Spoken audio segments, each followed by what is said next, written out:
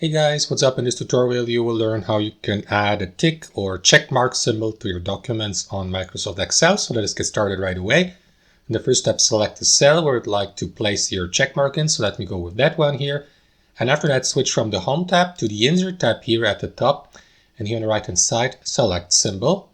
And what you want to do here, guys, is look for a font called Wingdings. So if you can see it, simply click on that arrow down icon, browse through that list, or simply type in Wingdings here and select Wingdings 1.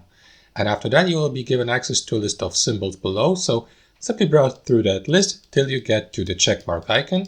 So let me find it really quickly. There you have it. So you may choose, for example, a checkmark like that one here, or one with a box around it. So let me go with a simple checkmark icon like this. Click on Insert here to add it to your document. As you can see, it has been added. So if you'd like to copy it, simply highlight it, copy it, and paste it anywhere you like. And that's basically it, guys. That's how it works in practice.